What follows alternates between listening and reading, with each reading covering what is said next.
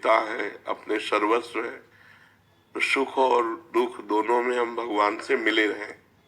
अगर सुख है तो भगवान की दया है, और अगर दुख है तो भगवान की कृपा है। हमारे किसी गलत कर्मों का मार्जन किया जा रहा है, तभी दुख आता है।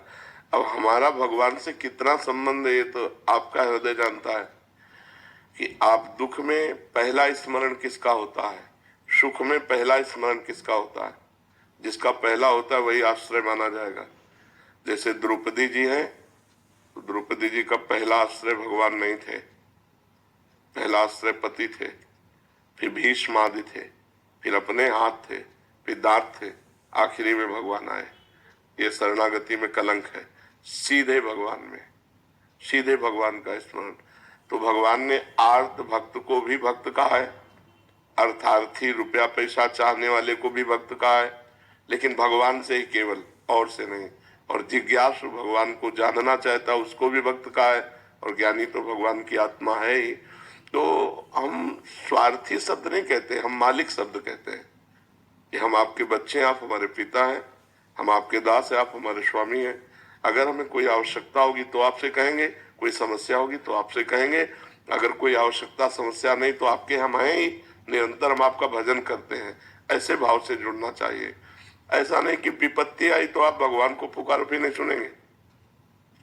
पहले कभी पुकारा नहीं, पहले कभी भजा नहीं, अब स्वार्थी है ऐसे। तो भगवान कहीं दूर थोड़ी है, तुम्हारे हृदय में ही है। तुम्हारे भाव को देख, लेकिन बिल्कुल नितांत स्वार्थ के वसात होकर पुकारा कोई भक्ति नहीं, तो भगवान सुनेंगे ही नहीं।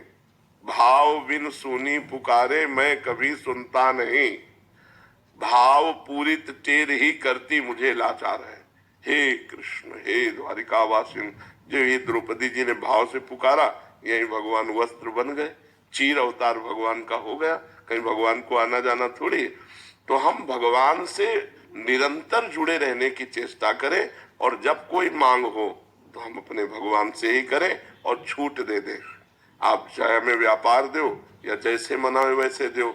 और दूसरी बात ये प्रार्थना कर दे कि अगर आपको उचित ना लगे तो हमारी प्रार्थना पूरी मत करना। तो प्रार्थना पूरी ना होने पर भी हमारे हृदय में भगवान के प्रति श्रद्धा कम नहीं होगी। श्रद्धा कम होने का मतलब सब कुछ बिगड़ जाना। जैसे मानो हम चाह रहे हैं कि ये दुख निवृत्त हो जाए, और हमें भगवान की इच्छा है कि ये भोगे, तो निवृत्त नहीं होगा। फिर हमें लगेगा हम भगवान का पूजन करते हैं, भजन करते हैं, प्रार्थना भी की, और समस्या का समाधान नहीं हुआ, संशय आ जाएगा, अश्रद्धा आ जाएगी। तो हम भगवान से छूट दे दें।